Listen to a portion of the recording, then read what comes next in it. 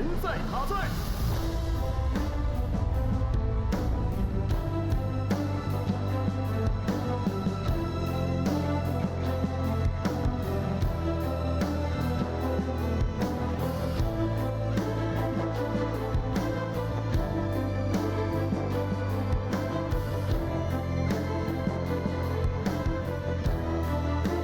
德玛西亚万岁！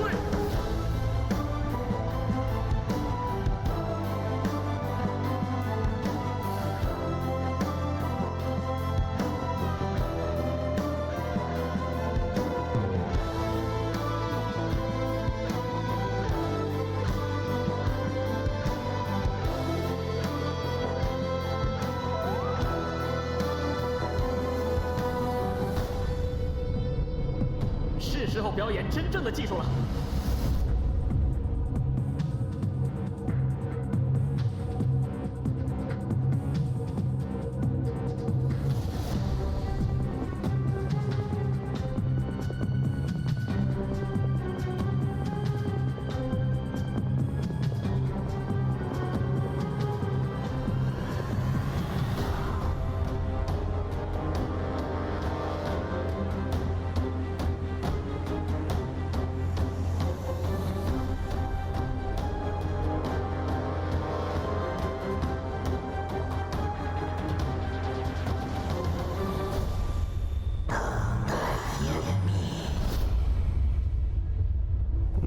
不受岁月左右。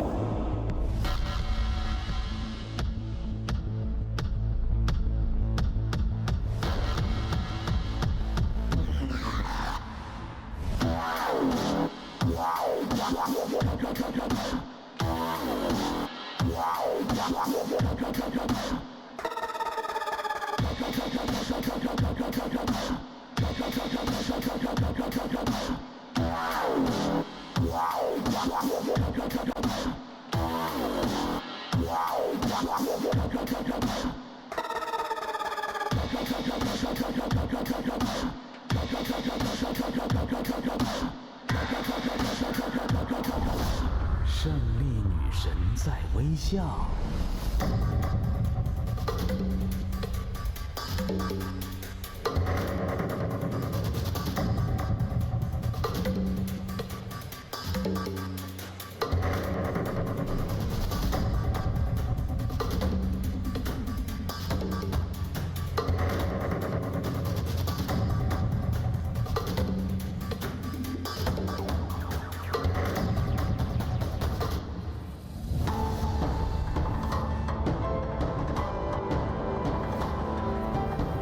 阿瓦罗萨指引着我。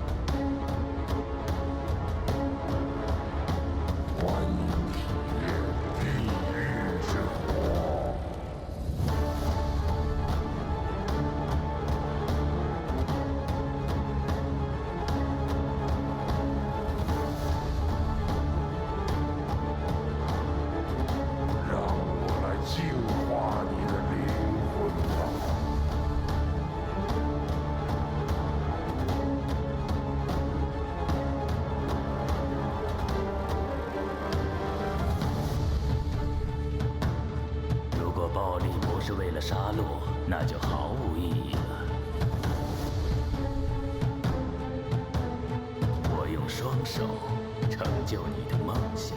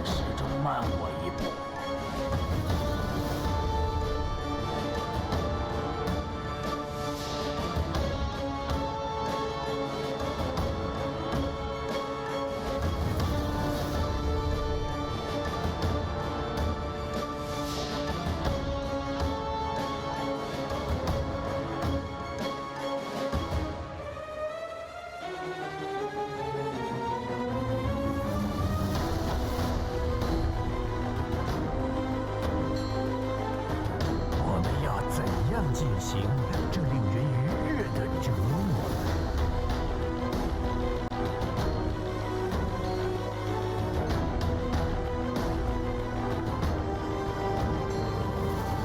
灵魂的价值是什么？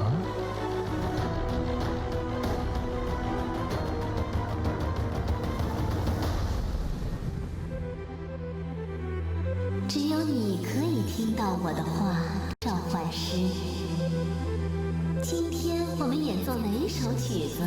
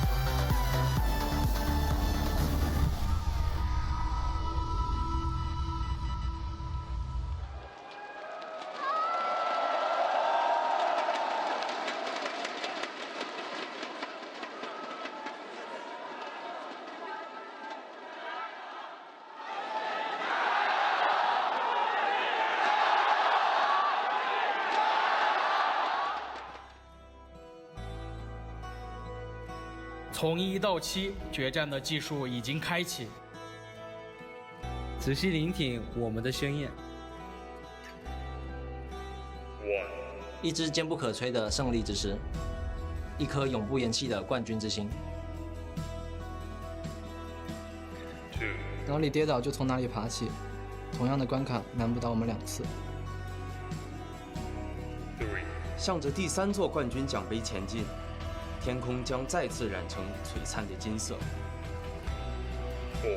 横跨4代埃及人的等待，那个身影已经统治舞台太久，我来打败你们。5个人的游戏，500个辛劳的日夜，50万倍的期待和责任。我们身后的对标已经在赛场上活跃了6年，很多人忘了艾滋队名的含义。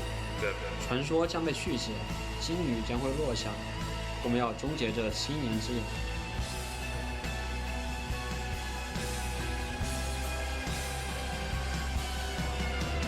这是夏日的最后篇章。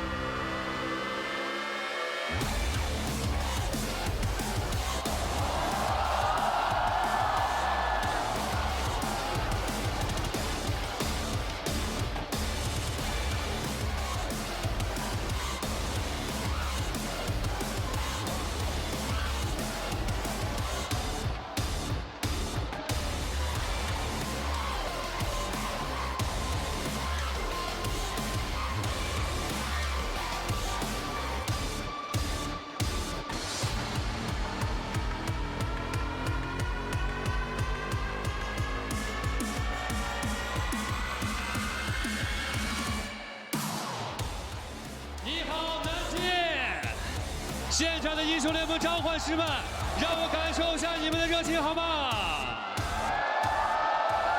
这里是南京青奥体育公园体育馆，您现在正在收看的是英雄联盟7周年狂欢盛典。大家好，我是你们的老朋友不灭之握任动，很开心可以在2018英雄联盟职业联赛夏季赛总决赛和所有的召唤师们齐聚一堂。经过了1个夏天的对决，最终2支队伍杀入到总决赛，他们的目标志在捧杯。现场所有的玩家拿出你们最高的热情，让我们欢迎战队登场。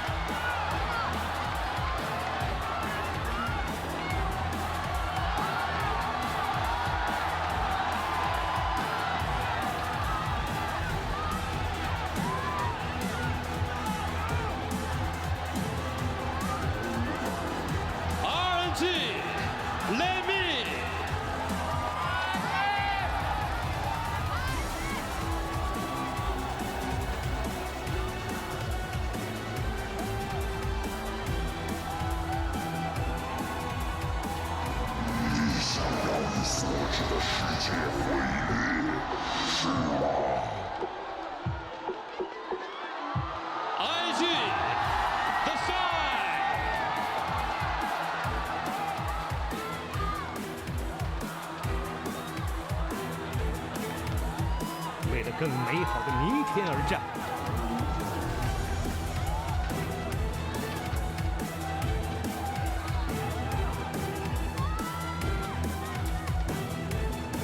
RNG， FLICKR。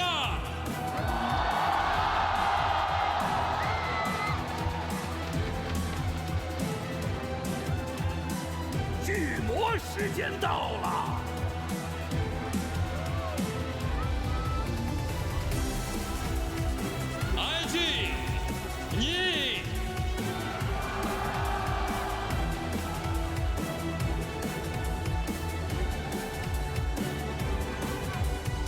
精准与否，就是屠宰和手术的区别。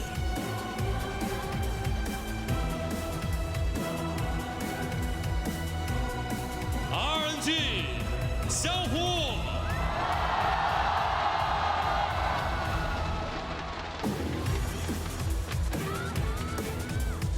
灾难始终慢我一步。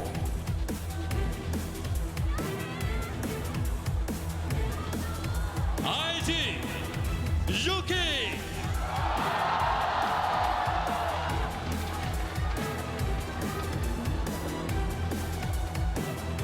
我的能量无穷无尽。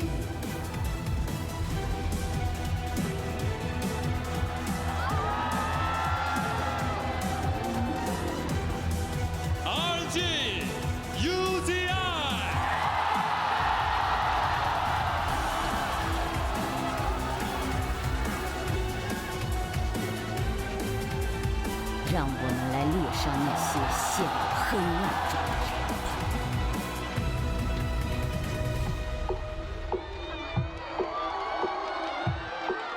IG Jackie Long，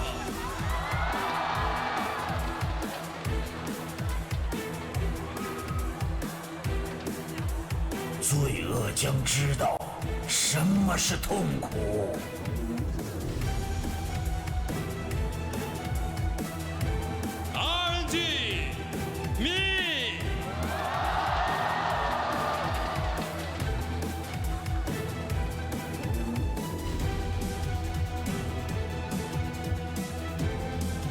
没什么可以把俺击退。IG 爆蓝，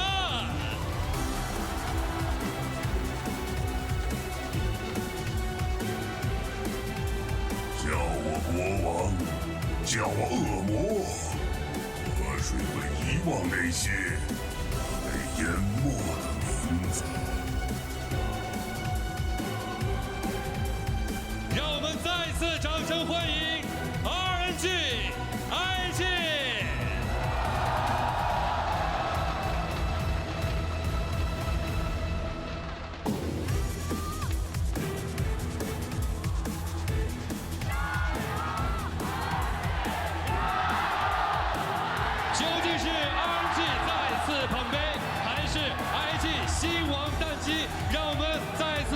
双方的5位首发选手登场。2018英雄联盟职业联赛夏季赛总决赛现在开战。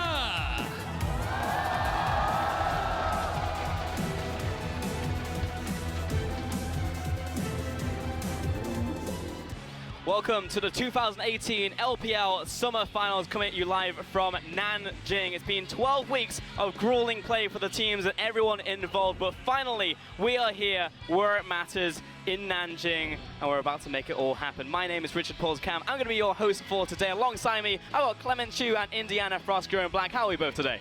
Twitter didn't lie to me. They said that there's going to be Summoner's Rift. It's there. Now I just need the series to match that stage. Oh, well, it's a well-known fact that the internet never lies. Clement? Yeah, it's been the 7th anniversary of League of Legends in China as well. We've got great performances throughout the entire weekend, but most important of all, we've got this finals. Yes, indeed. And as hype as all of this is, we need to take a look at the road that got us here in the first place. I know a lot of warriors fell along the way, so let's take a look at the bracket and how this one's been shaping up. Because I know if you've not been following the LPL thus far in the playoffs, you're probably like, it's been about 6 months, I'm ready for my daily dose of RNG and EDG. Well, that's not really the case, is it, Frost? Yeah, that's the thing. Edward Gaming, nowhere to be found. For the 3rd time ever in their history, EDG were taken out in the playoffs by JDG, who went the miracle run, and we will see again in the regional qualifiers. And in the top side of the roster, we see RNG take down TOP and Rogue Warriors, both 3-1 series, but it's important to remember, every game that Uzi started, he took down. He's still flawless throughout this tournament. And again, reminder that we still have ticket up for grabs for Worlds between Rogue Warriors, Edward Gaming, and JDG. So tomorrow and the following day will be our regional qualifiers, but for today, RNG and Invictus Gaming will attend Worlds. And we already got a teaser of that. We had the 3rd place match just happening a couple of days ago, 3 days ago. In fact, that was a 3-0 over to JD. But it's about today, the game that everyone wants to see. It's Royal Never Give Up against Invictus Gaming. There's 2 Titans, and this is the final that should have been. We should have already had this in spring, but what happened? ID got blasted, and then we never really saw it. But they managed to rewrite history coming in here today. Yeah, and it was just kind of an unfortunate draw of the bracket. That was what the final everyone wanted to see. It happens in the semifinals, and personally, you know, if I'm looking back at that day, I think, okay, that was your chance, IG. If you had taken down Uzi there, if you had had the Shy on your back, would Uzi have not won his championship? Would he have not gone to MSI? Would he have not had this confidence in this momentum? Have RNG ascended to godhood, and did IG miss their chance to actually beat them? This time around, though, Invictus Gaming, they have no excuses. They have the Shy back in their roster, and they also have Jackie Love, which is a part that they've missed for so long. This is the complete Invictus Gaming, and they had a great summer split as well. Yeah, if it doesn't happen here, then will it ever happen for Invictus Game? But it's unfortunate, it also has to coincide on the Zodiac calendar with the Year of the Dog. Unfortunate, but here we go. Let's take a look at how both the teams have looked in the LPL, because these are 2 very storied teams, and Invictus Gaming have also been just as dominant as RNG over the past couple of years. IG has been here from the start. Starting out 2011, along with WE, they've been the bad boys throughout this entire stretch. They've done very well in regular split for themselves, but when it comes to playoffs is where they always fall short. And this is, in fact, Rookie's first time that he's going to be stepping into an LPL finals since he's arrived in China. Yeah, let me redefine the word dominant for you, Pulse. RNG, since their inception in 2016, you see that number 6? That's 6 consecutive appearances in playoffs, 6 consecutive finals. When they enter playoffs, they go all the way, and they've got 2 titles to their belt. EDG are dead. Your new dynasty is RNG, win or lose today. It's an incredible statement to make. We really haven't seen that team, and the new top 4 are rising, and it's going to be JD Gaming taking EDG's place. Well, it's not wrong. And now if we look at RNG, you're right, Frost, they have been insanely dominant. I think this year has been testament to that, and it all started actually in All-Stars. Yeah, not only does Uzi pick up his first championship, he also picks up some help. Karsa on the way. It all comes to fruition in the spring split where he takes his first championship. And this is the moment for me. I don't think Uzi realized how much he wanted it until he actually lifted it, and it didn't stop domestically. He then made a train around the world into the internationals, lifting the MSI crown. That's the biggest difference. They're not only domestic giants, they're international juggernauts as well. Think of the players that they had to go through. It was BDD, Keen, and then FLICKR in the Asian game. So there's a lot of hope for the entirety of China riding on this team RNG. And I don't want to be inflammatory, but we talk about this conversation, greatest of all time. No one's going to take that away from FLICKR. He is effectively the MJ of League of Legends. But right now, for me, Uzi is starting to be King James. You know, he's coming back, he's starting to take some punches. If he has the golden year, if he wins both domestic splits, picks up every international title, because right now RNG have won everything that they've attended, when do you start to move those goalposts to have that conversation? And we have to remember, no other player has been able to do that. FLICKR was close in 2016, but he still missed out on the summer finals. Uzi could be the first one in history. So what does it take? Are you going to say that they are the greatest player of all time if they win everything this year? Is that what Uzi has to do in your mind? It's hard because you're still looking at the legacy that SKT have built multiple times, appearing over the course of years. But again, we could be watching the front of history. Let's say RNG go to continue this dominance. They've already done so, you know, again, 6 times into playoffs, 6 times into finals. Now they're starting to list the trophies. Maybe we're just watching the beginning of a film that is going to start a new odyssey in League of Legends. Well, we've talked about the world dominance of Uzi, and it's very much underway right now. But on the other side, we've got Rookie.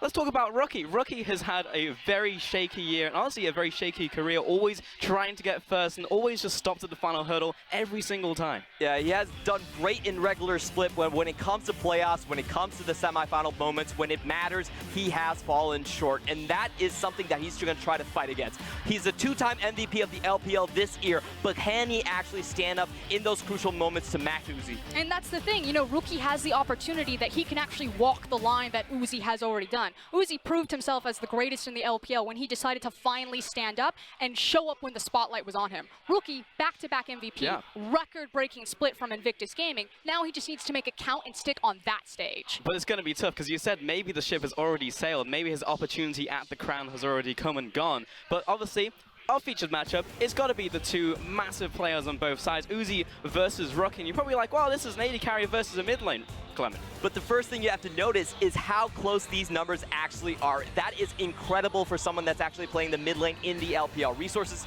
do not go all the way towards him. And the biggest thing about me for Rookie is that he's always the aggressive point on the map, always dealing damage, always pushing his lane forward, and he never gets punished for it. He has the lowest amount of average deaths per game as well. Absolute monster for the mid lane. Yeah, that's the thing. We spend a lot of time looking at stats. You normally don't see stats that can compete with an ADC. They get to hit the tanks, they get to just rack up their numbers, and it's not only the fact that Rookie is going toe-to-toe with an ADC in terms of his mid lane stats, he's doing it against Uzi of all people. Yeah, it could not be harder for this player, but Rookie, he's the benchmark. You talk to anybody in the LPL in the mid lane, it's like, who do you want to be? Who's the guy to be? Who's the best in the LPL? The answer is always going to be Rookie. It's because of plays like this. Yeah, he has massive moments in the regular split, and for me, he was the best player throughout those 12 weeks of play. He was much better than Uzi, much more consistent, and he always wins his lanes. 26 solo kills in that mid lane alone, the highest of the entire LPL, and that's even more than a lot of teams playing. We used to call Invictus Gaming the Trident team, but it's really been built on the back against Rookie. But he is now standing in the shadow of Uzi, and this guy is having the best season of his career, and he's played for a very, very long time. And that's the biggest difference between Uzi and Rookie. Uzi is a stone-cold killer. When it comes to those big moments, you bet that he's going to be the one stepping up, getting those triple kills, getting those pentakills, and moving his team forward. That is the new Uzi. It's not 2017 anymore, where he's not won anything. He is confident. Yeah, it's 2018. The LPL is no longer playing just for a spot on the podium. They are playing for world domination. And Uzi, with plays like this, I don't think you look at any best of 5 in the world and you find as much mechanical talent packed into a single series. Yeah, they want to take it all, and that's the same story for Invictus Gaming here as well. Both teams are trying to prove what they have, because both of these two teams are going to Worlds already. It's about seeding right now. It's like, who's going to be coming at #1, who you're going to be looking towards. But I'm going to be looking towards these two teams right here. So we already know they're behemoths, they're titans, they're massive teams on the world stage. What am I looking towards in terms of their strengths, and how are they going to win this game? The biggest stylistic difference is that you're talking about the bloodiest team in the LPL and one of the slowest teams in RNG. RNG are all about the team fighting and the 5v5. Kesman said during MSI, if you put me in a team fight versus any LCK team, I will come out ahead 90% of the times. And that is what they stake their claim on. They have the best backline, they have the best front line. However, sometimes they do fall behind in the early game, and that's where playmaking actually matters. Ryze and Gragas are their bread and butter picks. They're their most important pick opportunities. We've seen this in Asian games. FLICKR is holding the front down, but he manages to kill him before the cask even lands. Against TOP, they're down 7k. Realm over to the back, they kill the carries instantly. They stay in the game where they can scale up and fight those 5v5s with Uzi on full items. And on the other side, it's 20 minutes or bust for Invictus Gaming. They have played the same play style all season long. strong, and it is the lane kingdom. They have the strongest laners in the LPL. Now for me, your key picks, you're looking at Aurelia and Camille in particular. They need to dominate and camp that mid lane because everything pivots around Rookie. You just saw his stats, you want to unlock that on the map. Camille in particular for Ning, when they start snowballed ahead, when they get those laners into the right position, they need that trigger that they can pull to force the fights before RNG's team fighting wipes them. Now, if I'm an Invictus gaming fan, I don't really like all of this language that I'm hearing right now. It's like, oh, if they get to this point in the game, well, I've got like, what, 20 minutes? I want to break the fourth wall here, but you said 25 minutes in rehearsal. I just lost 5 minutes in between the last hour. What happened for us? Well, the thing is like Clement's saying, RNG, they do have this massive hole in their early game where they tend to take it a little bit slow. You know, if Immelix comes out, maybe we're looking at something like a Nocturne pick, things like this. So IG do have this big window where they can just punch through and take over. But if RNG control the early pace of the game, if IG don't get their way, they just cannot out-team fight RNG. And Invictus Gaming should actually be used to finishing the games early because they have the fastest win time in the LPL, under 30 minutes. 29 minutes is their average win time. So when we're saying 25 in rehearsals, we're actually correct. You look at their games against RNG as well. That's how they took those games. They snowballed all 3 lanes early, and they completely dominated. So how are we going to be setting up champions select? Because I don't want to be first picking an Aurelia into a team like RNG, because I know they're going to have counter picks. I mean, I just looked at Xiaohu. He's got a massive champion pool ready for that pick. And the big pick that I really want to pull out, it's not so much about the Aurelia, it's about what the Aurelia counters. Yes, they can flex it through the top lane, through the mid lane, but it's about the Ryze. We have the best Ryze players in the world. This isn't North American Ryze. We know how to eat up the map and dominate it in the lane phase and post-lane phase. If the Aurelia pick can work, can kill it in lane, and can compete with it in a side lane, suddenly Invictus Gaming have a weapon against Xiaohu's signature pick in that Ryze. And both of these players are Ryze mains. They've played the most on these champions, and they're very different ways for both teams. For Invictus Gaming, you have the roll morph. You can instantly close out team fights. It makes the pace much faster because you can leverage map control. But for RNG, they rely on the 1-3-1 to actually slow the pace down. They want to drag it out with the slide lanes and let Uzi farm up. So a very crucial pick for both teams, but for different reasons. So we actually go head on head. If we have both balls clashing horns together and both teams are even in gold, IG ever going to win a team fight? You're telling me that they just have to win the laning phase, otherwise the game is just done. I mean, of course it's going to come down to composition and makeup, but the thing is that Clement's saying is that you have Uzi as your safety net. Jackie Love is just not of the same caliber, and he hasn't shown that he can perform in high-pressure situations like these finals. So I actually look towards the top side of the map, a tank versus tank matchup. That's exactly what RNG want. They're starting Let Me. He has never beaten the Shy. He's their known tank player. Yeah, he can pull out the carries, but you assume that you want that big meaty front line because you know that Uzi's going to carry you through in the team fights. If the Shy and IG can force this into a carry versus carry matchup, suddenly they start weaponizing more. That 1-3-1, dominating the top side of the map and trying to pull resources away from bottom. So what picks are we looking towards? Like we've seen the Aatrox, the Urgot, the Quinn, even in the LPL playoffs. Is the Shy going to be bringing out these picks today? Well, definitely. I think the 3 big you're looking for the Shy in the top lane are those Jace, Camille's, and Aatrox picks. They're all about penetrating the top lane and forcing the attention from RNG away from the bot side. RNG love to babysit Uzi. They love to do the level 2 ganks, but if they have to devote a lot of resources just to make sure Let Me's lane does not collapse, then that's a lose for them. All right, so that's all the theory out of the way. I want to know what you individually think about this one as we get to predictions. Now, Clement, we're going to start with you. Who's going to win this one and how they're going to do it? All right, I still think RNG are going to take this one because there's so much momentum riding on their side, but I think Invictus Gaming have that 1-game edge because their solo laners are so dominant. Let Me has never won against the Shy, and the last time Rookie played, he actually smashed Xiaohu with a 14 KDA series on Ryze. All right, so you're saying there's a chance for us? I'm going to say that there's no chance. I think this is RNG, and I think this should be a 3-0. Now, that said, it's not to say that IG are bad, but you can tell that RNG are angry, and they want to win today. They are starting their MSI winning roster. There's no Abel, there's no Zatai. This is Karsa, and this is Let Me, so they're taking it very seriously. Yeah, the starters are definitely very telling, considering what they did so far in playoffs. It's like, all right, Abel, you get a game up until you lose, then bring on Uzi, and that's where we're really going to bring down the hammer on you. For now, we're going to send it over to the casters, but before we do, we're going to hear a bit of trash talk from the players.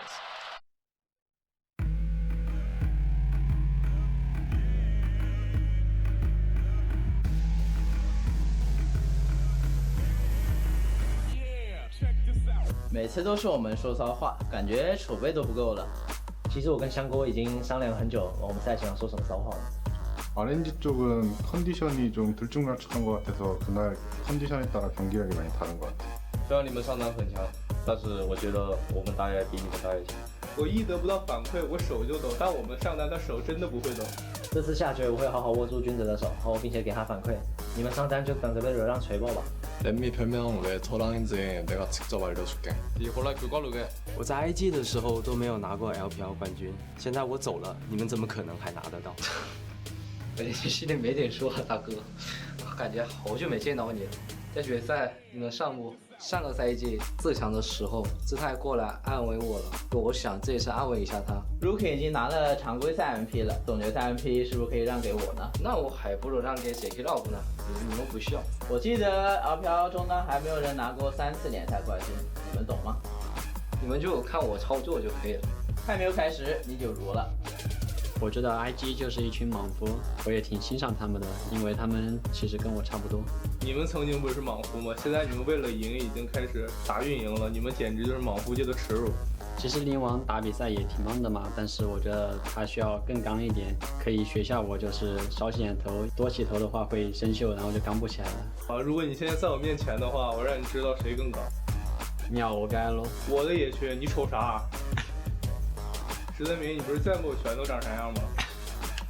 我感觉辅助选手们都挺安静的，为什么史特明每天都嘻嘻嘻挺开心的？有那么多好笑的事情吗？感觉这一年下来，冠军已经拿得索然无味了，能不能来点刺激的？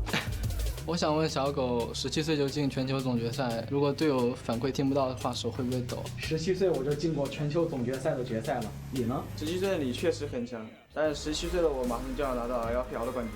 我觉得对上这些莽夫，就等着让香锅去锤爆他们就行了。我在下面等着赢的消息就好了。我想跟卡萨和香锅说，今天就不要抓下路了吧？可能你们在下路浪费时间的时候，我们的上端也已经把你们高地给拆了。我们几个光棍安将。 제가 많은 데에서 우승을 했었는데 LPL 우승을 못했기 때문에 이번에 꼭 할 거예요. 一家人嘛，冠军就是要拿得整整齐齐。今年冠军你们拿很多了，这个夏季赛冠军我们要听。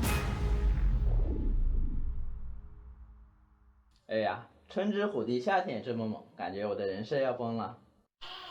Some massive words from Uzi saying, hey, we've taken everything so far. There's only 2 trophies left for the end of the golden year for RNG. But thank you so much, analysts. We're your casters for today's finals. I'm Dom. We've got Raz. Rusty is joining us. It's going to be a heck of a series, guys. It's going real fun. And I just love the fact that Shahu got in the last word. I thought we were just cutting the video, but no, he had to say something last. Yeah, to be real, the trash talk has slowly dwindled into being nice towards the opposing teams. But it was good to see some fire in there. Uzi definitely wants to get every single trophy from this year. You can tell RNG very hungry. And the person standing across from him, Jackie Love, saying, hey, 17 years old, one of the youngest players, going to try and stop you. But joining him is the rest of Invictus Gaming. The Shy, Nick, Rookie, Jackie Love, and Baolan. Historic season for this team. 36-2. They're chasing that history for themselves, but they're going up against an international behemoth in RNG. Yeah, and that's going to be Let Me in the top lane, Kasa in the jungle, Xiaohu mid with Uzi and Ming in your bottom lane.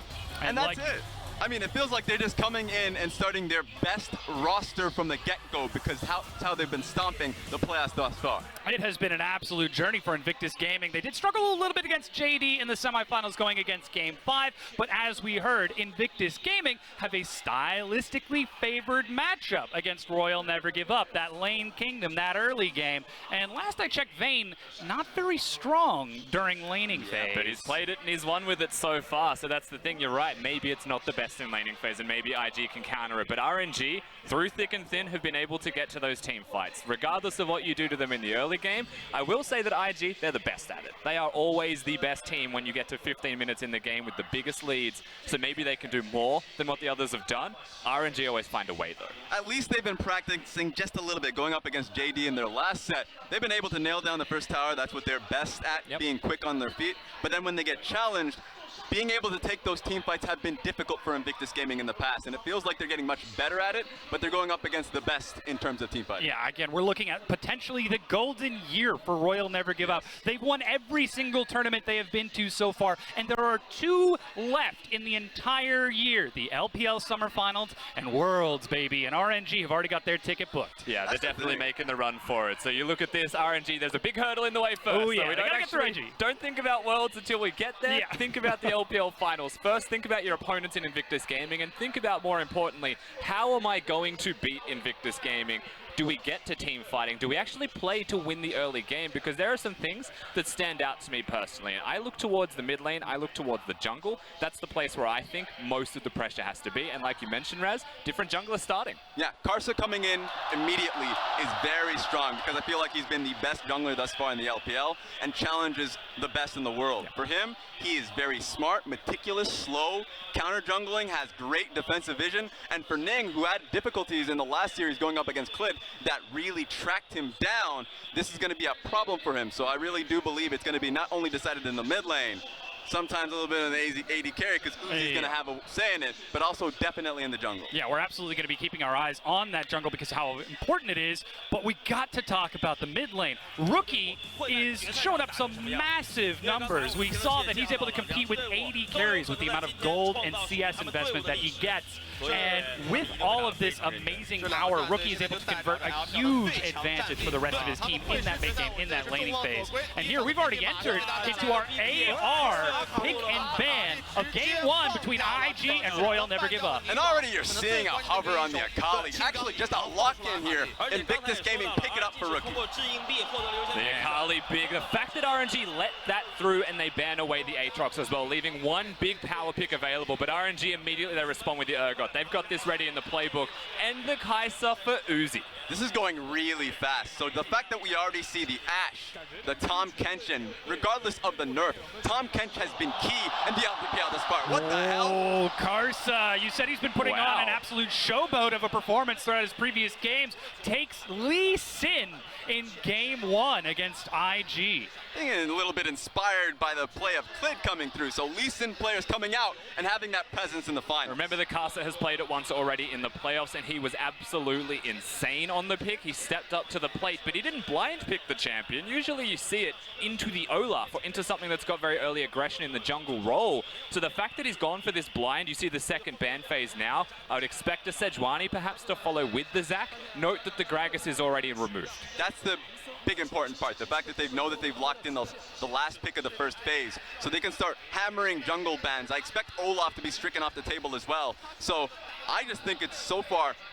really going to plan for RNG. And it's so interesting to see RNG look at laning phase priority with that Urgot for a solo lane. We'll see if that goes to Xiaohu or Let Me. And of course, you got to pick something nice and safe for Uzi in the bottom lane early on. But that does mean, again, the support pool for Ming is going to be pinched a little bit by IG, but RNG get the response by getting to limit Ning. Yeah, Olaf getting banned out. Perhaps we get to see the Trundle coming through from Invictus Gaming. That being said, RNG picking up red side means that they're really focusing on the counter matchups for mid lane and towards the jungle main matchup. And you would expect to even see a Galio come out now if it's not banned. It's the Lissandra that was chosen by Invictus Gaming, a counter that we have seen even through the LCK, and we've seen it even in the EULCS. I believe it was Nukeduck that started that one off. So we see the Lissandra banned away. Galio still a massive pick for Xiaohu.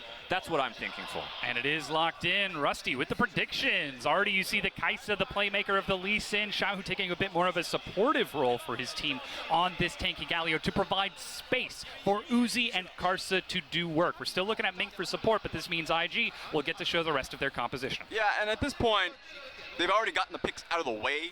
I believe RNG would love to lock in the Braum as a last pick and provide more space in teamfight situations for Uzi. Yeah, definitely capable. I mean, when you look towards the support role, he's against a losing lane pretty much no matter what way you paint that. Of course, the Ashe able to control Kai'Sa just so handily.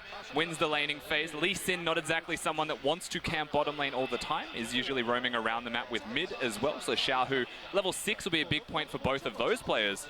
The Alistar does make the most sense as a support you would be looking towards to round their composition out. And interestingly enough, we've got the Lulu as a final pickup for Rookie in the mid lane. So the Shy and Jackie Love acting as primary carries for IG in this game 1. And that's been the case for both teams. If you look towards Asian games, Let Me was the one that came out with the Akali top lane, not Xiaohu.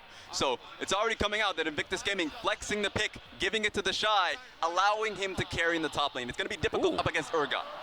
Timer's running down. Ming perhaps just hovering. No! Locks it in. Soraka to follow up Uzi. So it's actually a pretty significant amount of lane control that comes out of the Soraka pick. I know I silly mentioned Alistar, it was banned away. Braum was the other one that you'd be looking at. Whilst it controls lane, it's fairly defensive. You could consider the Morgana to ensure that nothing's going to hit your AD carry, you know, scale through the laning phase fine with control, but Soraka wins lanes. Soraka has so much control of lane that you can actually control Jackie Love, prevent him, actually stop Baolan from devouring people as well with the silence field. There's a lot of utility there. And what I'd love to see is RNG just giving them push in lane, giving them the ability to give control, and Carson now actually has access here, and layer down some nice defensive wards so Uzi doesn't get targeted immediately.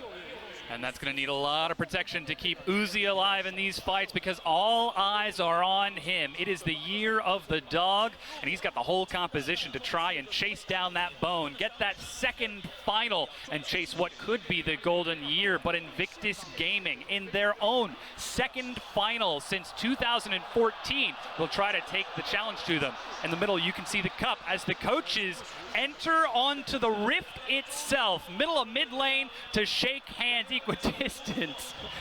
I think he was trying to make off with the trophy there.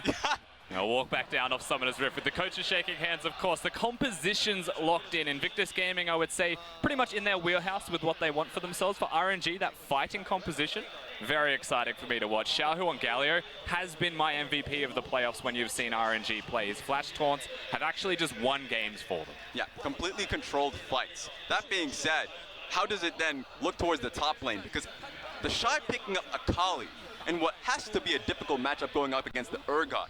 These lane matchups are going to be incredibly important because right out the get-go, this is going to be a good challenge for Invictus Gaming because they're not going to have immediately 3 pushing lanes that they're going to have control with. Well, that's where we look to, again, Ning, that jungle for Invictus Gaming. He's been so instrumental in how he set up his top lane for success in the Shy and Duke during the regular season. Really, it's how Ning has plugged into playing with Rookie in the Shy that has defined how Invictus Gaming have found their advantages in this lane kingdom.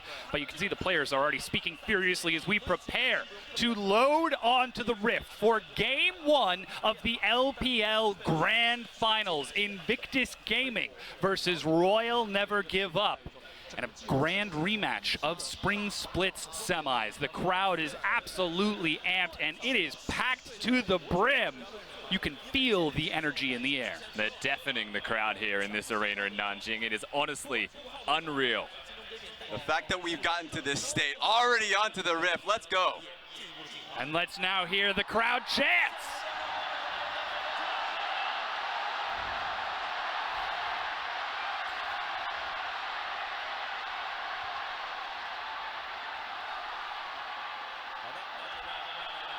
Like a rolling wave of cheers, the fans begin the gyos.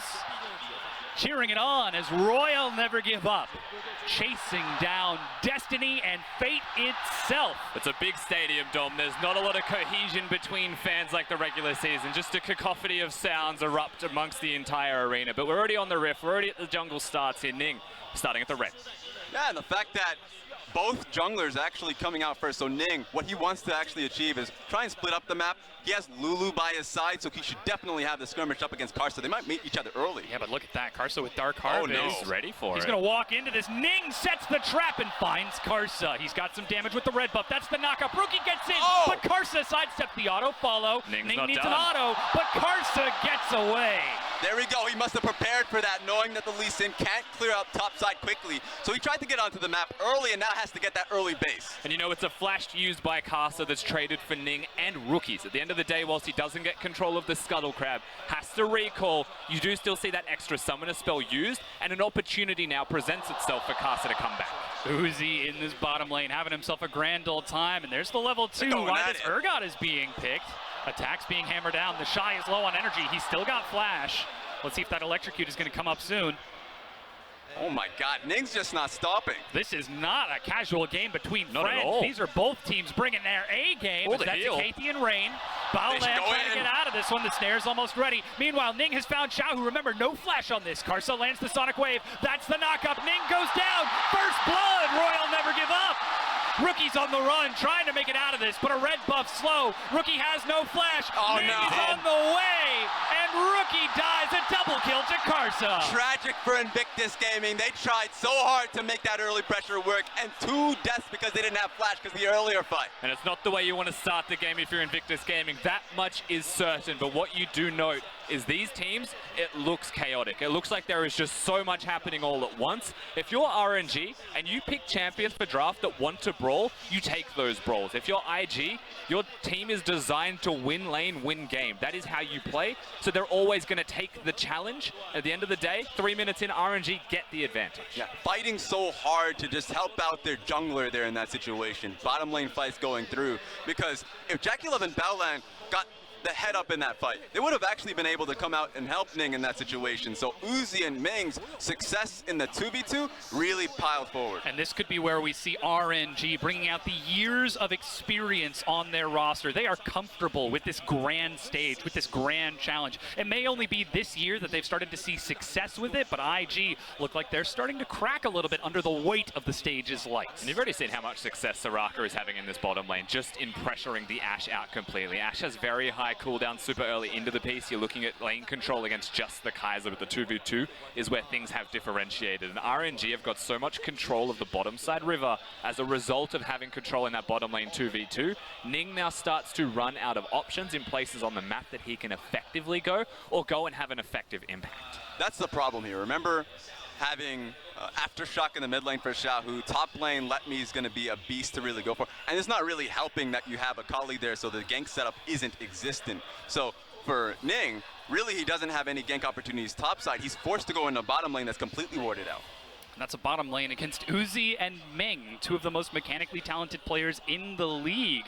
If Ning wants to try to break it apart, it'll be an absolutely uphill battle, but still things looking pretty even between the 2 teams, though RNG with these 2 kills are going to start themselves off with an advantage. Uzi makes his way back into the lane with that teleport, a pickaxe to look for an early advantage against JackeyLove. Well, Xiaohu is just keeping Rookie locked down against this wave, but Karsa might be trying to look for a follow-up. Karsa is going to be on the map a lot faster than you would expect. The early 2 kills that he got turned into a Tiamat. So clear speed, that was always been an issue for Lee Sin, not an issue at all. So he's going to be able to topside so much more frequently, knowing that he can access Raptors and Krugs with ease. And even if he chooses not to gank, he can power farm to 6 now. Will be much more successful than the Xin Zhao in clearing camps. So with that clear speed, can focus on getting to level 6, having that massive impact. At least in without flash, he'll still do a lot of damage because of how far ahead he is, but his entryway into kills not as easy. And contrasting Ning's issue, remember that Karsa does have a lot of gank set up here. Going top lane, Urgot has flash as well, so he can E-flash. Look towards bottom, the mid lane, you have the Galio there that can really set you up with the taunt. So in the top side of the map alone, Karsa has a lot to just kind of pick for. And that was super unlucky for Ning. In about 5 seconds, that ward that spotted him was about to die. So they know exactly where he is. Karsa immediately moves to the other side of the map. This is just an exit, I would imagine. But if Soraka and Kaiser are feeling strong enough, they'll have to come over and assist him as he takes it. It's Pickaxe versus the Vamp Scepter for JackeyLove. Ning did roam towards mid lane to try and pull some attention, and Karsa is taking some hurt. But the wave pushes in for Uzi. He follows up to support Karsa, and it looks like a very early Ocean Dragon take for RNG. Baolan can't do anything to stop it. RNG with the first dragon. Yeah, you got the fruits on the side with Soraka there, so you can actually just go back into your own camps. That said, he's going to go out in base. And that's a very early swap to the sweeping lens here. Baolan doesn't have wards, hasn't upgraded his support item, so they are relying pretty much on Hawkshot and a lot of Ning's vision placement to assist them in this time. Ning's on the opposite side of the map constantly because, like we mentioned, lane control belonging to Uzi and Ming, enabling Karsa to be on the bottom of the map. Suddenly, they're in a very unsafe position if they can time ganks around the triangle. That comes down to Karsa's knowledge of where Ning is going to be and how he can try to affect that. Again, we talked about the mobility of that Galio, but that's even unsealed spellbook on Let Me if you wanted to try to teleport bottom and look for an upset down there to further try and snowball that lane. But Karsa, he's racing towards level 6 as quick as he can. Ning trying to do the same. Haven't seen too much excitement outside of that early jungle skirmish, but we'll be keeping our eyes on our junglers for the next few minutes. Yeah, I think the jungler from Ning, when he's finds himself in these really poor situations, he tries to be creative. We saw him look mid a little bit earlier for a counter gank situation if Karsa was going for a gank, and the control was being picked. What the hell, buddy? That ward is dead. Look at his player cam. He's laughing too. Wow. He knows. Lee Sin has ward hops, it's fine. He's got 2 control wards. He'll still get the kickoff. Talk about stage jitters, Karsa. Well, at least he's got more camps that he can try to clear out, practice those buttons a little bit more. That's why we do warm-ups before getting on stage. And a smile on his face doesn't signal that he's tilted by any means to me, nor nervous. He's just going to laugh that one off. RNG, they've been on bigger stages than just this one even at the MSI finals, and they come up clutch, so he'll be fine. If he was going to look for a flash kick, that might make it a little bit more difficult, but he's still got ways in as Xiaohu is trying to control this vision and scout out Ning. Now IG move into the river to try and take control, but there's no objective for them to look for. The objective could just be fighting. Remember, they have Galio on the side, so Galio being able to hit level 7. If a fight does end up happening, you have Galio to follow up. Karsa's not alone here. They're tracking onto blue buff right now. It's going to spawn in just a few seconds, and IG wow, getting some vision. Oh, no. Ooh, Gromp resets. The crowd totally unbiased as that Gromp makes his way back to the Toadstools. Gromp wins the day. Xin Zhao still able to hunt around the area. Blue buff is the ultimate goal that they were initially looking for, but Ning also uses 1 charge of his smite. He may want to keep that second one for any trades that happen. Like you mentioned before, as it may just be a fight. Level 6 is a big point for these team compositions to consider that. And Lulu got the push off here. In fact, they're just coming back to commit. Gotta remember though, that's a Galio in the mid lane for Xiaohu. He can get into those fights so quick, but right now, Letme doesn't have his teleport ready, sitting on heal and flash, whereas the Shy has been holding his for quite some time. The blue buff is being pulled by IG. Urgot is roaming though. This is going to be a long travel for him. He's wondering if he needs to come in for a flank. Yeah, he doesn't have teleport right now. He's got heal on the spellbook, so they're going to commit to this blue buff. Waves of crash. No one goes back to their lanes. There's a long dance. Letme has been spotted in the mid lane. That's the hero's entrance as Ning goes in, but they found Karsa. He's got no flash, and he goes down. Baolan gets the shutdown. Uzi eats an arrow as he looks for Jackie Love. The Shy dives into the back, but Uzi resets and finds himself on the side of Ning. Xiaohu will die. 2 kills to IG. 3 versus 5, but the Shy is looking for cleanup. He's found Ning. Letme stalling Uzi over the wall, has forced to turn and run as IG fund themselves 3 kills. RNG losing 3 members to Invictus Gaming this early into the game after RNG get the lead as well. Things have completely backfired for them, and that was a long time in the making, that fight as well. They all committed themselves to the fight at the blue buff. Letme doesn't have teleport. He's swapped to Ignite now as well. Top laners not going to have access, but IG come up big. Yeah, it started off kind of poorly. Of course, kick out the Galio ult didn't mean too much, but the teleport from the Shy meant so much. Letme had to walk a long distance from the top side of the map, and so it just allowed the Shy to run rampant. And notice when Uzi uses his ultimate, he's distancing himself from the Shy, and that just leaves little old Ming by himself next to an Akali, and the Shy just demolishes him. Yeah, poor guy. Poor Star Guardian Soraka. Trying to drop the Equinox to stop down the Akali, but hey, perfect execution. Lots of damage. Now 11 minutes in, that's 1 kill on the Akali, 1 kill on that Ashe, and 1 kill on the Tahm Kench, who did end up with the blue buff when it was all said and done. So as we crest over the 10-minute mark, IG with a slight gold lead, but they are slowing RNG down. Something to make point of, because we talked about the buff going over to Baolan. Glacial Augment Tahm Kench received the change where he now actually gets 50% reduced cooldown if he ends up using his Devour on an enemy opponent. So if he ever gets onto a Uzi or Ming, it's going to hurt. He has the speedy boots too, so he's coming. Yeah, Glacial Augment Tahm Kench, one of those abilities that gives you access, of course, slowing when you can hit spells further, especially at base levels on the Q. I think it's even a higher slow on a melee champion. So very strong pickup for the Tahm Kench. And we do see a teleport bottom lane from Jackie Love as he makes his way in. Karsa tries to affect top by taking a clever route through the Rift Herald, but is unable to affect it. Meanwhile, RNG engage in a lane swap. There we go. They were so close to getting the knockback. They're in position, though. They want to get this. He's got his ult now, so very hard to kill the Shy. You see, that was the first charge immediately as the cooldown became available, used to disengage. Good movements from RNG, but there's no +1 of the kill on top. Meanwhile, IG trying to race for this first brick. Royal never give up with the lane swap. We're going to break it down. Let's see if they give Uzi all that solo gold. Deciding to share it instead. They've got the faster push and still with the numbers advantage. This is a big benefit to RNG. Not only did they get the complete push in lane, so now when Invictus Gaming swap back, they're going to be much slower, but the Rift Herald is also available. So that's an option. They're not opting towards it, but I just love the creativity there from RNG. Yeah, Ning just nearby as well to try and detect if they are hitting the Rift Herald is something that will deter them. Jacklove also going to crash this wave in. I think all of these minions will now get missed as well. So in the end, it's actually not too bad for Invictus Gaming. It could have been an upward trajectory in the trade for Royal Never Give Up, but IG are able to quell that threat. Yeah, usually the loss of being on the bot side of the map for that long is that you don't get the rotation top side, but he's already got them Blade of the Rune King, so there's not much pressing him. And he's going to stay in the bot side of the map a little bit long for the Dragon. And this is what we wanted to see from Invictus Gaming, playing towards their strengths, playing towards the lane kingdom strategy. It was a very early setup to try and take that, but Uzi, along with Karsa, now spotted by the Shy. There's no turret for him to retreat to. Tosses a shuriken back. Doesn't have her ultimate too, so remember, this is going to be a clean kill if she gets it.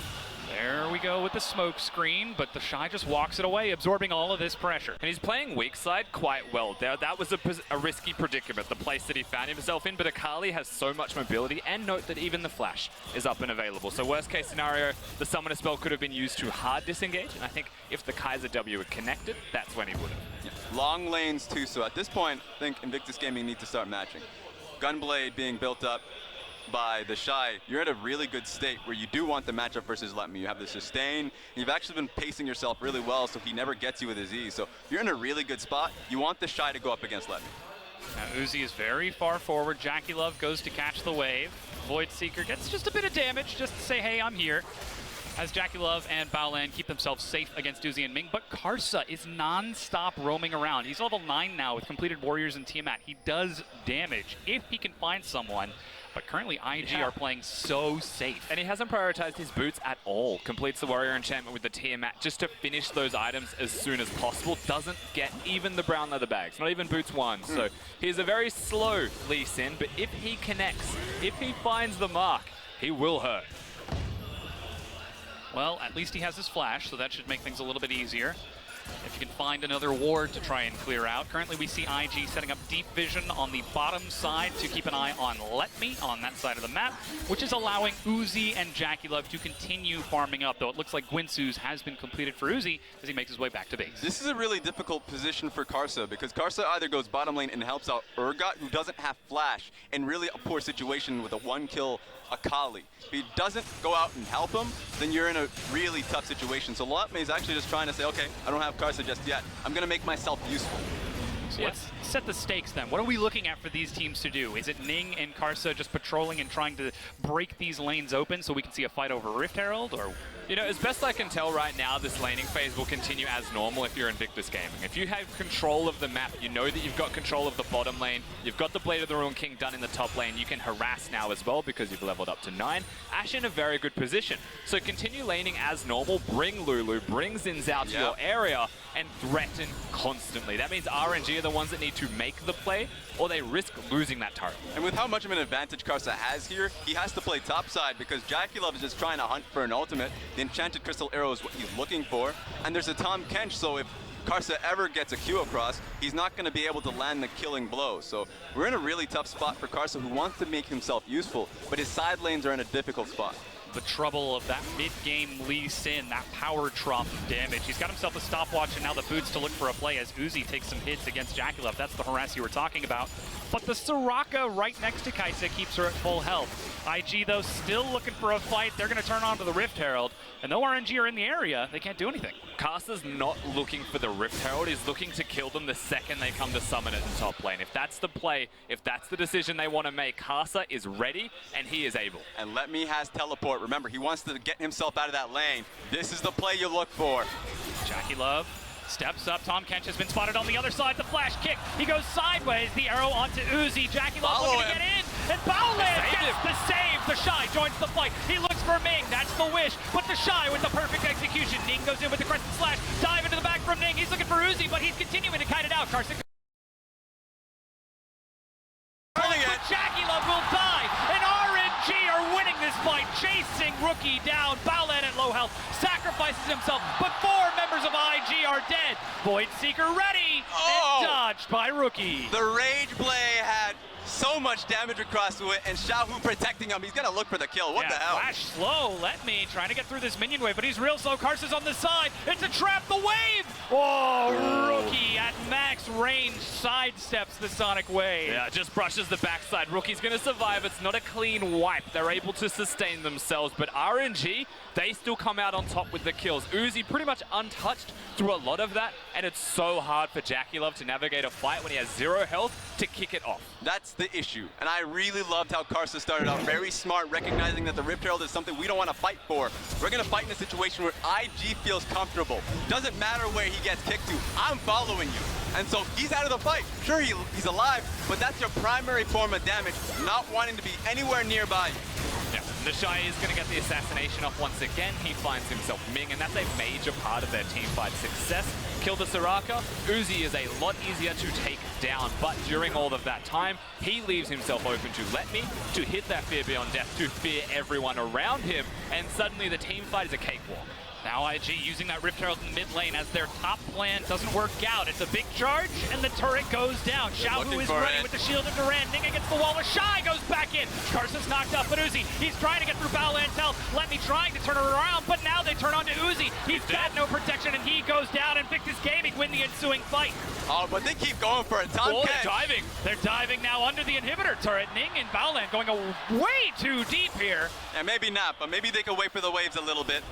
Baolan has to walk it off. He's got no flash as Ming eats a massive hit from Rookie. They have zoned them away from the turret. That's what matters the most. They're going to get a 2-for-1 as well with these turrets. Rift Herald comes up big for them, opens the fight, and with no summoner spells available from the prior fight that just happened, they make the picks, and so they get the advantage. Just the adaptations, man. Last time around, they knew that Karsa was actually coming in for the flank. That's how RNG won the last fight. So the Shy was ready. Flanking the flankers. Yeah, who watches the watches? It looks like it's going to be the Shy in this situation because he knew what Karsa was looking for and assassinated him before the fights even began. And this is amazing when you think about the fact that IG are team fighting against RNG, and we are so back and forth. Something that Invictus Gaming have been practicing and working on for so long, and they can come up against the best and match them like this. And just take a look at this. Karsa and Let Me trying to find access, and they zero in on Uzi at the same time. So much control from Invictus Gaming, having two fights and knowing that, wait a minute, Uzi's alone, zero in on him.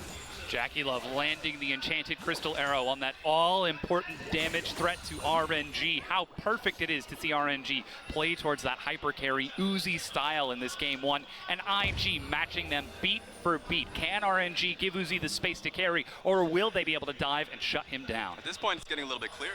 2K gold lead from Invictus Gaming. Yeah. The Shy with 4 kills and has double magic penetration ready for himself.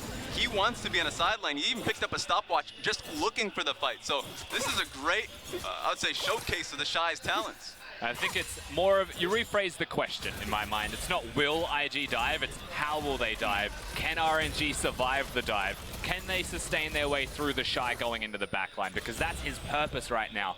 But to me, his purpose is in a big part killing Ming.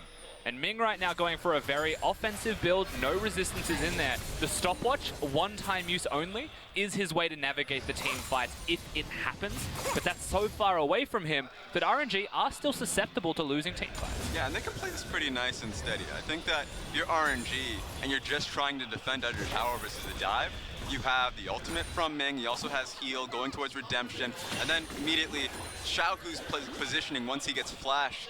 If he can get the taunt across on multiple members, that stops the dive, and the Shy is very fragile. So while he has the stopwatch available, it's just not a comfortable, stable fight to take in that position. And while all that comes down to the execution in these upcoming fights, we've got to look at what's happening now as RNG are trying to soak this pressure.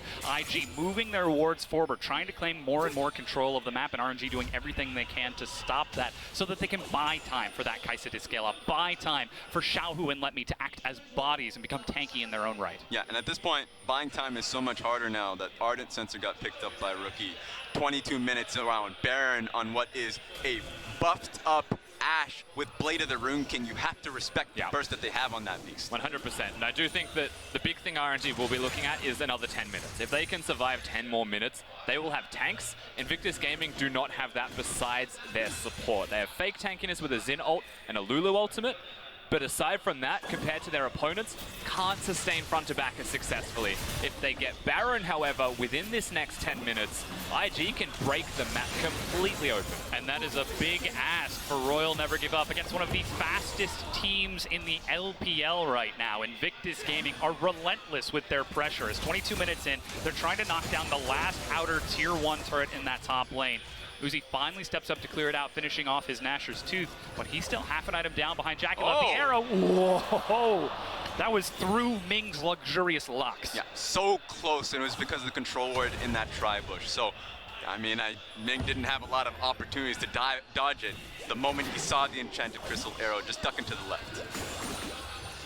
And surviving, holding on to that summoner spell is so important, as he has got a lot of the vision that RNG need. Ardent Sensor now also finished for Ming, so he can further try to springboard Uzi on that Kai'Sa into the mid and late game, but the dance is around vision now. With the top tier 1 going low, RNG are giving up ground, giving up segments of their own jungle to try to abate IG's pressure. I love the fact that they're just invading and taking the camps away, because these camps should belong to Uzi. Trying to farm up to his 3rd item. If he gets a Rabadon's Death Cap or Banshees, we'll find out. But once he gets that alongside, as you mentioned, Ming's Ardent Sensor, he's going to be so strong in team fights. Where are you going? When you look at IG and how they play the game out right now, when you look at RNG and how they give Uzi gold, usually they put him in a side lane. Against the Tahm Kench Ashe, you can't even dream of putting him in a side lane. So what usually becomes a mid-game funnel Uzi into items slows down a little bit more. A little bit more time goes into the hands of Invictus Gaming. They've already got control around majority of the Baron area,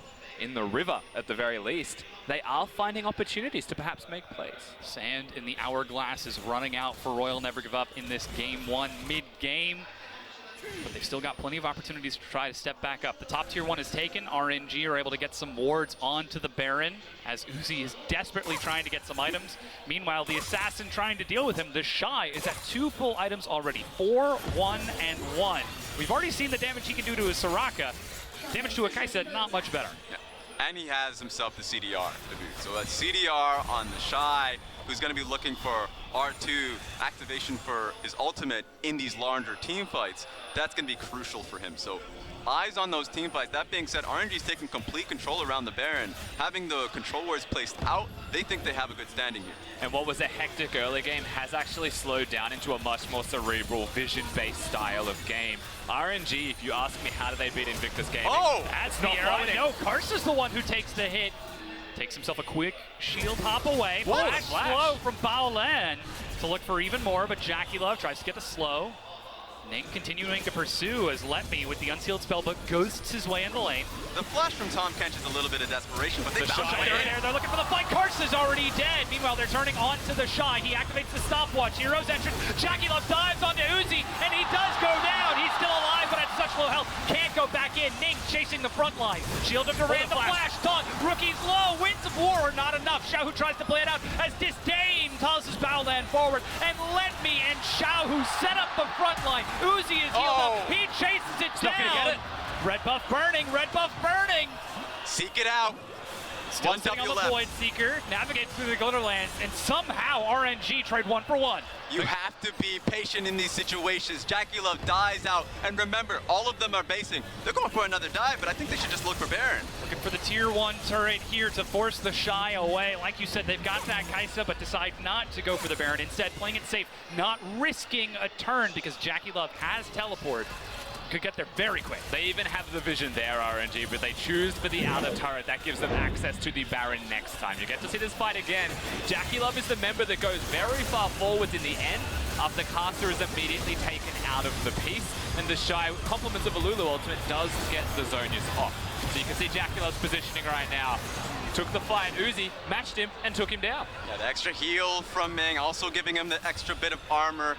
Jackie Love needed to be patient in that situation. He thought that he had his way in, but it's still a 2v1, and you just shouldn't be looking for it. That's a Guinsoo's Rage Blade on Uzi. And so much of his composition for IG is protecting Jackie Love. If he was alive, if he didn't fight Uzi and they continued that front-to-back style, there was a chance they were able to kill the Galio when he goes for the taunt, win the fight in its entirety. You can see that damage. 5,262 damage from Jackie Love. If Uzi had died, however, that would have been at least an inhibitor, if not the game. But this is a great opening of just saying that Jackie Love is confident on this stage, because sending out Ashe Enchanted Crystal Arrows is one thing, but when you don't have it available and just using your passive, walking up and slowing them down, opened up for the first kill. So this is what you need to see out of Jackie Love. And this is the difference between Jackie Love in semifinals in spring against RNG and Jackie Love today. He is flashing forward. He is taking the chances. He remembers it was his mistakes that cost his team the series just a few months ago. And he's already trying his hardest to rectify them. Infinity Edge completed to the Banshee's Veil of Uzi as the third dragon is picked up for Invictus Gaming. And we have just had team fight after team fight. I love it. And with one Mountain Dragon in the back pocket of IG, that adds even more to their Baron take, potentially. With two Ocean Dragons and denying the second from RNG, it hurts that Soraka just a little bit more. Not as much sustain to heal people constantly, and maybe worse positions to find yourself in if fights happen and IG choose to back up and sustain. Now the arrow's back up for Jackie Love. Still missing a lot of flashes from RNG, but they're skirmishing over vision around the Baron. RNG get in first and force IG to take the choke point into the pit. And this is the difficulties of the composition here from Invictus Gaming. They picked the Ashe because they didn't have the engage from the top side, and now that you fire off the Enchanted Crystal Arrow, sure, great, it hits Xiaohu or Let Me. But who's going to follow up on that? You would expect Ning, but you already saw how much he gets bursted down by the back line of RNG. This is the issue they currently face. I do feel like RNG are very poised to start these fights now, though. With 3 items completed on Uzi, you'd have to say he's ready to go, raring for those fights. But note that it's a Banshees. It is not a Zhonya's Hourglass. Not something that will keep him alive through fights, but something that prevents the Ashe Arrow from initiating them in the first place. Not going for the QSS build. Of course, being AP, he goes for the AP version. Now IG have claimed control over the river.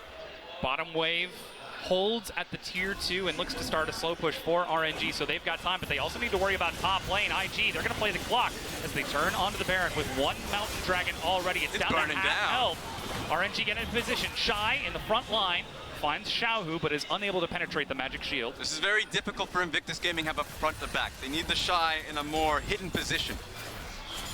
Yeah, flanks is always a place that he'd want to find himself in. It's also so much of this is about mid lane control. You can see the side lane start to build. RNG pushing bottom lane with their minions. Top lane finally crashes for IG. But because mid was already controlled, everything quells once again. Everything slows down once again. You need the vision, you need the mid lane priority, and then the Baron access. And baits or fights are yours to start. This is why it's actually Invictus Gaming taking a smarter approach, knowing that the Shy had so much control in the side lane earlier on, and how low that inner bottom lane tower is. He just needs to have a little bit more work there. Hell, just force Let Me down there. He doesn't have teleport half the time in the game, and he needs to set up to actually join a fight. If he can't plan for the fight, he's not going to have teleport ready for the fight. And it looks like that's what he's doing right now, sitting on heal and exhaust. So cannot use that on any champions to swap it back over to the teleport as the wave pushes in. IG, they've got bottom push, they've got control over mid lane. Now's the time. If they can sweep their way through the river, now they'll be poised to actually take that Baron. They've got 3 control wards as well in the pockets of Baolan, so they'll be able to clear out the entirety of the vision that RNG have. There's no teleport wards for them. There's no way to get access into the back line. And for the most part, Urgot kind of wants to be front to backing anyway. In fact, he has heal exhaust with his unsealed spellbook. Yep. He's not teleporting anywhere. He's grouping before the fight starts. Lemmy will absolutely have to be on his A game if he wants to be grouped with his team without losing that tier 1 against a level 16 split push Akali at 3 full items. Here's what's dangerous though. Control wards galore for RNG. They actually have so much damage on Kai'Sa at this point that they can rush it, and Invictus Gaming have to force them out of the Baron area. It's much more of a threat for RNG to be in this place. Wards over the wall to force RNG into a bad position. Jackie Love is very far forward. Sonic Wave hits, but Jackie Love is trying to act as bait to pull Kai'Sa back in. You can just feel how tense this first game has become in this best-of-5 finals. Game 1 slows down so much. Everyone knows that Baron could be the deciding factor. RNG comfortable scaling up to that late game with the Kai'Sa Galio, with a Soraka to empower it. But for the side of Invictus Gaming, they've got a Lulu with the Ashe, who is so good in the late game anyway. Both teams confident in their scaling, both teams comfortable getting there, but both teams too afraid to make that big play in the mid game to snowball it out. Now we're reaching that late game. 3-4 items on the way. Uzi looking for his Rabadons as the IE finished off for Jackie Love, but already has his Zeal, so he's going to do massive damage with that true damage. And still, the game continues to dance around vision as IG, they're just waiting for the opportunity for RNG to make a mistake so that IG can find a pick. And 90% crit for Jackie-Love. The fact that he is now just empowering himself makes it so Invictus Gaming truly do just have a one-threat comp, unless if the Shy joins in the fight in the flank. So for Invictus Gaming, it's so much more focused on how the team fights start off. So the fact that they are so focused on controlling how it starts, so crucial for this composition. And that's a big pickup for Rookie now. He's completed the entire death cap done from what was two needlessly large rods in his item slots. That also opens him up for a control ward slot. So Invictus Gaming overall have more control wards to place. They have more vision control to put down. And if they look towards objectives now, that one extra ward could be the difference. It's all about team play here as again, Jackie-Love, so confident, walks it forward. Arrow finds Levy. Remember, he's still got the heal and exhaust, but Jackie-Love is just walking it down. Oh my God. Gets the insect, but immediately the save from Bowlet. Xiaohu resets it, but who's protecting Uzi? He's trying to get into the back line. He resets by diving in, finding one, but it's Ning and the Shy still surviving. Rookie looking for damage, a double kill for the Shy, but Uzi is unstoppable. Finds another kill, chasing Ning down, gets slowed, but gets the Acathian Rain. Now Rookie is over the wall and decides to bail. That's going to be another kill. 4 members down. And they have to let Rookie go, but RNG winning the team fight with so much time now. Baron should be free. It should be theirs to take. The game should be wide open in RNG's favor. Defined by the milliseconds. Jackie-Love was holding that flash. He was waiting for that. Walking up forward, he had to have known that the kick was coming through, but didn't react on time.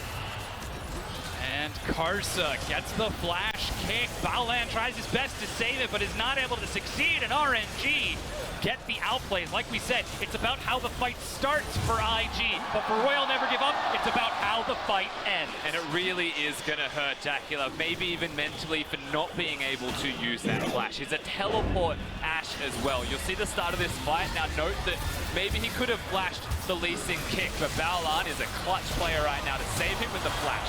He still has flash for the Galio taunt. That is backline access for Uzi. The second that connects, Uzi finds his moment, and he is the one that assassinates him. So 2 pieces there where the flash could have happened, but do you expect Uzi to come from a full screen away and make plays like that? Not at all. I mean, at that point, Invictus Gaming didn't know. They were trying to dive at him, but using his ultimate to just say, actually, not going to happen. Not only am I going to kill your AD carry much faster, I keep myself topped up. Uzi goes back forward. That's the hero's entrance, and Uzi is still free firing. Gets through the crescent slash, finds 1, finds 2. They've still got the Baron for 2.5 minutes, but it's a 3-man defense without Jackie-Love. They're going to take so much. Rookie can't stay under this tower, or he's going to get opened up once again. Yeah, the Shy even now just starts his recall. That's at the bare minimum an inhibitor that you would expect to be secured by Royal Never Give Up. They've got all the momentum in this game. You can hear the crowd like a tidal wave. 20 seconds. They're running forward. The clock is ticking. 25 on Jackie-Love. They're looking to go forward. Shy, can he get the assassination? Ning looks for another. You have to stop them now. Body block. But RNG just continuing to maneuver forward onto the turret. Uzi breaks it down, flash engage. He chases down the kill and finds another. Turning onto the Nexus, it's too late. Invictus Gaming are running the clock, but they're trying to stall this out. They can't stop the sands of time. RNG, the Empire is rising. They were on the back foot for so long. But when they find that open, they just barrel on through. That game looked like for about 80% of it, RNG was behind.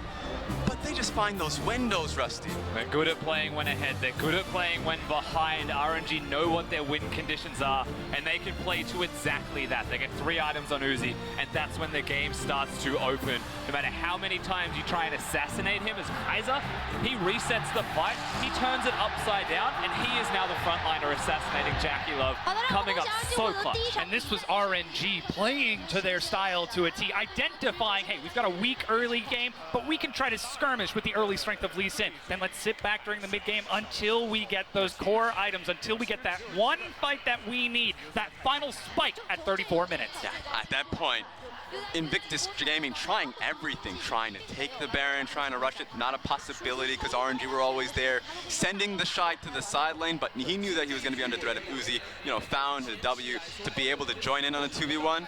They just couldn't find the cracks in the team fight. Uzi always found himself out, so evasive. So for Invictus Gaming, if they can't run this composition, they have to go back to the drawing board. Yeah, and there's a couple of things you'd be looking at for Invictus Gaming regarding that draft. Giving Xiaohu the Galio when you ban the Lissandra. You know he can play both, but the Galio zone control does wonders for enabling the Kaiser to be free hitting in the backline. The same thing actually applies for the Urgot with the zone control that you can place down, especially if you get the Fear Beyond Death going. So he was not exactly in the freest position to be hitting Uzi, but he navigated incredibly, and so did RNG in protecting. It seems as though IG were going for the confident play, saying, hey, we'll take the team fights. We'll try to go for the out mechanics, the out maneuver against RNG. It's game 1 in a best of 5. We can afford to try and drop this one. Yeah, and they just couldn't do it. JackeyLove being picked off when the composition was around him. Well, I want to see what we get out of it in game 2. Well, we're about to find out, but now it's time for our analysts to break down that game 1 RNG victory. Thank you so much, guys. That was a hectic game 1. I know the crowd's going absolutely ballistic, and we were at the analyst desk too, but we need to start this one off at the draft. And now, I've got a quote here from Frost. She looked at the draft and, yeah, we're going to game 5. So, Frost, I want to start this conversation off with you. What didn't you like about the draft and what happened? Okay, so first and foremost, this is RNG playing with their hubris here. They let the Akali go through. In the LPL, even around globally, I know it slipped out a couple times in the EULCS, a couple times in LCK, Akali has been permabanned, especially when it's between the Shy and Rookie and how dominant they can be on this champion. And I just felt like RNG were playing with fire, because if you look at that draft, they have the Soraka, they have the Lee Sin, you're like, okay, those two just sit in the back line with Uzi, and if Akali tries to go for the dive, you have to get it through the Soraka heals, and you have to get it away from the Lee Sin disengage, or at least how you would assume. And then you have Galio and Urgot to fight that front to back. But I feel like if that fails, this composition is going to fall down. So we got our carries on the top side. We wanted the Shy to actually be bringing carries to the top side, including the Akali. Surprised that one got through. But Clement, I know we were talking about the fact that we're going to be winning through mid lane. What happened there? That's a Lulu. How does a Lulu smash mid lane? You have to criticize Invictus Gaming. They did take a step backward. In this entire composition, this core idea was about diving Uzi. They have 2 dive tools, Lulu to back it up, and actually JackeyLove is just for the frontline control of the crowd control, get the fight started. But I feel like RNG actually had very decent answers in terms of the team fight. If you think about Akali going in and popping Twilight Shroud, hovering around Uzi, what can RNG do? They can threaten with the global, not the global, but the AoE taunt, and they can also put the Equinox straight down on the Twilight Shroud. So in terms of protecting Uzi, they actually did a good job in terms of drafting. I agree with Frostkern, however, I didn't really like this draft, because when you go on red side and you get only 1 counter pick in the support, it makes for a very, very weak laning phase. Yeah, I mean, that's what we expected, right? But then what happens literally 2 minutes into the game, we just have instant action. And it's just like, well, surely Invictus Gaming should be winning as they have the superior champions for the early game. No, that's the opposite of what happened. We actually had RNG just come out of the gate, get multiple kills. And for me, this is just, again, a game of mind games. You know, you think about what's happening on the Rift, but it's also what's happening outside of it. If RNG can say that we can give you Akali, we can survive it, it doesn't matter. Suddenly Invictus Gaming, maybe they're less sure to take that type of power pick, and it gets left open for RNG to punish with. Now, I feel like there was a bit of trolling going back and forth. There was some early kills that immediately went to Karsa. Super well played Flash from the ward. super well played from the Scuttle Crab, as well as the trading potential with the Soraka and the bot lane to set that up. But then RNG just threw it away. They're like, Ash Arrow, we can fight this 5v5. You can't fight that 5v5. You shouldn't have done it. Let me ask you this then. Coming into the game, were RNG ever really out of the loop? Because we look at RNG and, you know, Castle's calling like the comeback win when you get to the team fights is all going to be great for RNG. But if they were planning for this, was this all going to RNG's plan? I don't really think they were ever really outside of the loop. What you're looking for is you actually need side lane domination coming out from Invictus Gaming. The best way that IG want to start a fight is Akali actually coming in from behind the composition and not letting RNG use their formation to their strengths. Now, if you look at what IG didn't manage to do, is that they never got the flank in those big team fights. It was always front to back. So I felt like as long as RNG could keep the side lane somewhat equal and not have those situations where they were getting flanked, then they were still in the loop for sure. Right. I mean, if you're Invictus Gaming, it completely makes sense what they were trying to do. You're against RNG and you say, okay, who's the star player of RNG? Well, it's going to be Uzi. So what do? We draft a dive composition. You know, that was Lulu, control from the Ashe, as well as the Tahm Kench on 2 diving champions in the Xin Zhao, as well as the Akali. For me, the big one was the Akali. And so you go in, you draft that plan, you're like, okay, just blow up Uzi, that's fine. But the problem is that you never go full SKT. Don't put Rookie on Lulu. I hate when Faker's on Lulu. I hate when Rookie's on Lulu. They can play it, but you need that Rookie in the side lane. Go back to 1-3-1. And this is why, because you can't put all of your damage dealers onto Jackie Love. He will make those big hero plays looking for glory, but he flies way too close to the sun, and Uzi just takes him down. Glory. I mean, sit down. You're not the king. Kneel before me. Jackie Love got put in his place, but I will say this. I like the fire from Jackie Love. There are so many times that when you're such a young player, again, this is his first season in the LPL. He's been in this high-pressure situation across from Uzi, of all people, twice. And he has the gall to go for that type of play. So, you know, credit where it's credit to do. I like how aggressive he's being, but you can't do that against RNG. Yeah, exactly. Just like, what's optimal is just don't die in that situation. You know, do that, but then actually win, Hit the front line! They could have taken that 5v5 so easily, and I think that's the problem in Invictus Gaming. When it comes to the 5v5 and the understanding of how their team composition actually is supposed to work, they're so far behind RNG. RNG know what their defensive lines are. They know what abilities to save for their opponents, and just saw in that fight, when the Shy goes in, you know what? Uzi just goes to the other side of the fight. He evades the entirety of the assassination and the dive potential. And here's the thing. I know that Uzi got man of the match. I know that we're going to continue to talk about him. He played that game phenomenally, had some crazy plays like that. But I didn't feel that RNG's plan was really around the Kai'Sa. It was a part of it. Obviously, you want to get your primary damage dealer, the items that he wants, your star player. But for me, that was RNG recognizing that Let Me was the key to success. You know, how he changed up his summoner spells when they knew that the fight was going top, he had the ignite. When they knew that they were fighting front to back, he had the heal and the exhaust. Waiting for the Urgot to have the tank stats as well as the damage. For me, it felt like Let Me and Urgot was really the key to victory there. Yeah, it was a strong start coming in from RNG, of course. Man of the match will be Uzi coming into this one, but just thinking about what we're talking about right now in terms of the topic, we're talking about Invictus Gaming actually in the conversation for a team fight. We said coming into this series, you get to 25 minutes and goodbye. Did you watch that? That wasn't an IG team fight. They got slaughtered. They still picked up kills. We still went to, what, 35 minutes? That was an extra 10 minutes than I was promised, Rusk. Yeah, and they lost the game because of those extra 10 minutes. But, you know, you have to give it to Uzi. I think it's really important that they went for the Kai'Sa first one. If you look at the draft, what they're going to do and what they're going to continue to do is ban out the Vars and then draft the Kai'Sa early. They are saying Kai'Sa is the linchpin of this composition. She is the big carry that we want to play around. Does this change if you pick a different champion on the bottom side? Do you literally just spend all of your bans taking away the hyper carries from Uzi? Because we've watched them all the way through playoffs. This isn't new. We've seen this do this every single time. And first phase Kai'Sa. And it's very readable what they're going to do. But do you actually have the tools if you're Invictus Gaming to overwhelm that what you have on your side? It's the thing that you know that it's going to be Akali. If Akali goes to the draft phase, you know she's going to be the priority pick. So it was clear that RNG had a plan. You know, with Kai'Sa's ability to kind of reposition herself, to have the shield, to have the Soraka, and as well as ban the Varus, they wanted to make sure that Uzi got through the lane phase okay. And they just put their money on that, okay, if the Akali's going to come through, we have the composition that can counter it because it can survive it. Yeah, definitely. The Lee Sin, Galio, and the Soraka were massive picks right here. But this, what it comes down to is still the same. We want to see a carry performance from our two-time MVP rookie. Please do not give me another support champion in the Lulu. Yeah, I mean, we know he can play it. We've seen it in international, we've seen it in the domestic league. It's just a matter of him taking it out now in the finals. We're going to take a short break. When we get back, we'll be coming into game number 2.